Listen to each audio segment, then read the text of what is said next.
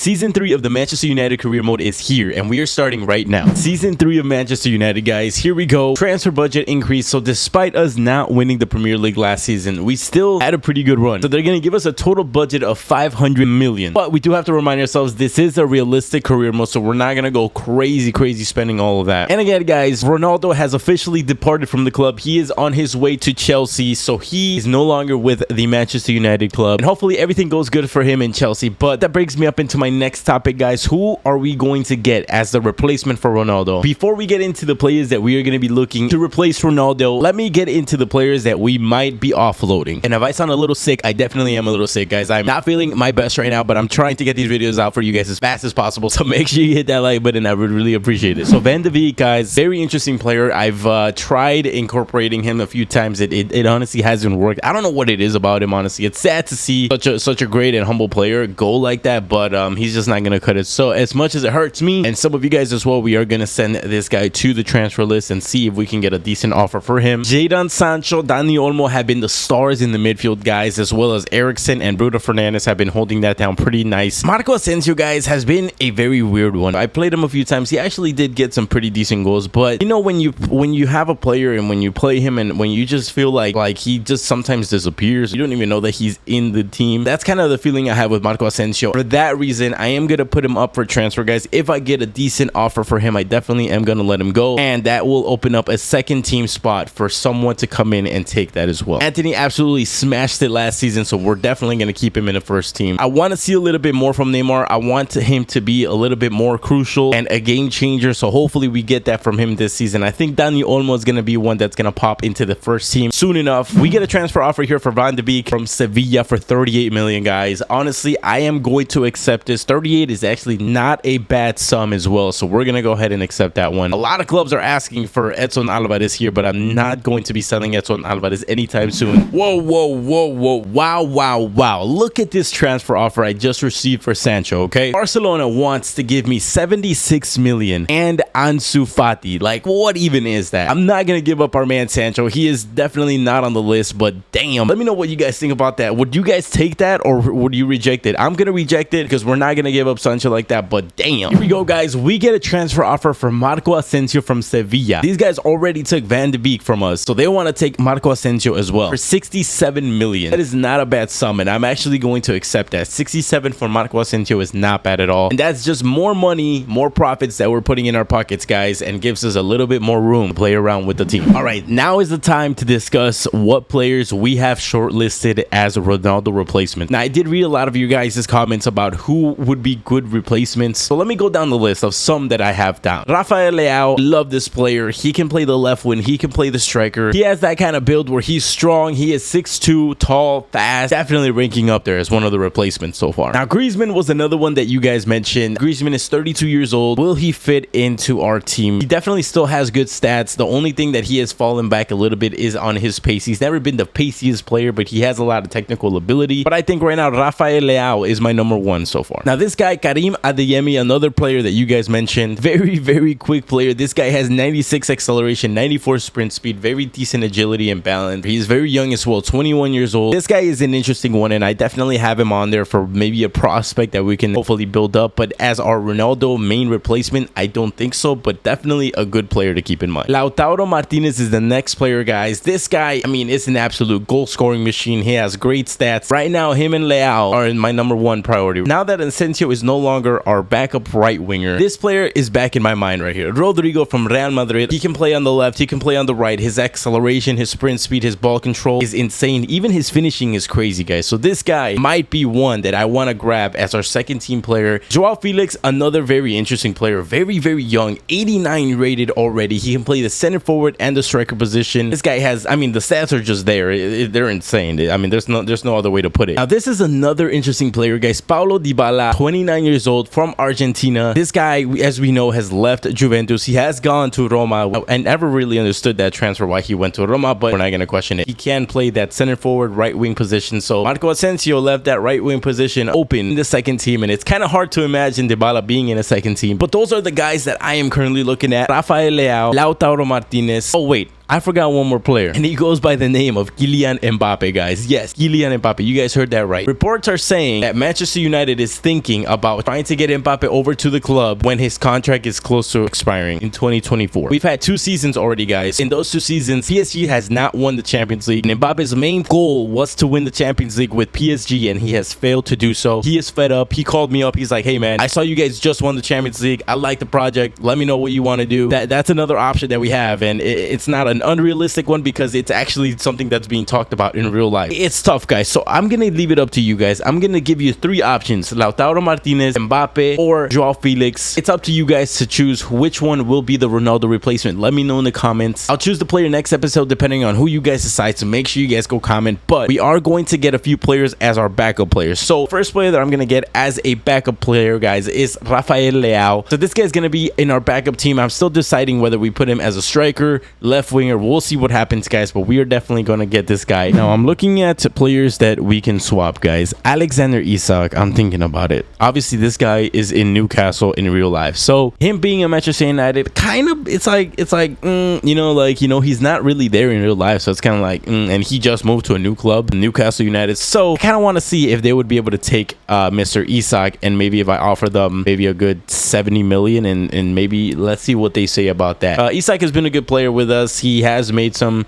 good plays here and there, but hasn't been that player that I hope for him to be, and they did accept it, and they want to take Isak from us, guys, and 70 million as well. I think that's a good deal. Again, Isak, great player, but it's something about him, you know what I mean? He did miss a few sitters last season as well, showed up in some games, just hasn't been consistent, and you know what, we have to find the next player that is that consistent player. So we're gonna go into the contract negotiation with Rafael Leao and hopefully bring him over to Manchester United. Alrighty, this is a tough one, guys. They're not giving me an exact wage, so I'm gonna just guess, and hopefully he takes 150,000 and a million signing bonus. I mean, what more can they want for a rotational player? Come on now. He takes 200,000 weekly, guys. Not sure if that's a little too much, but we want the player in the team, and we did get the player. Rafael Leao, now a new player of Manchester United. Let's go. So the next player that we are for sure going to be getting, again, that right wing position is left open because Asensio has left the club, and Dybala is now the player that we are going to have for that second team. Again, this guy is going to be in the second team, not the first team. Second team. We need to build that second team like a strong team, and Dybala is definitely going to make that second team stronger. So we might have to get him for either 95 to 97 million, guys. A steep price tag, but we are getting a very, very good player. So let's get into the transfer. Alrighty, so I decided to just go safe, and we're gonna offer 99 for Dybala. Hopefully they go and take it. They do take it, thank the Lord. Alrighty, so Dybala is almost at the club. All we have to do is just negotiate his freaking wages. So Dybala currently is making 195,000, and it looks like he wants to keep making that as well. We'll give him the sign-on bonus. That's not too bad. I'm gonna try to lower that actually to maybe 1 million, and we're gonna up his wages maybe to 225 and see if he goes for that. And there you go, guys. 250 a week seals the deal, and that means Dybala is now part of our Manchester United team. Let's go. That is going to be the signings for this episode, guys. That is a stacked second team if you think about it. Let me show you guys a little bit of a weird formation, but this is how we're looking. Rafael Leao as a striker. Along him is Rashford as well. These guys are our 2 backup strikers. And we have Dani Olmo and Dybala as our center attacking mids. Eriksen and Sangare as our holding mids. So that is a pretty stacked just midfield in general, guys. In our defense, we have Malacia, Alvarez, Bailly, hope I'm pronouncing that right, and Williams. And in goalkeeper, we have Pickford. There's 2 players, guys, that I'm looking at right now. And if you're looking same players, then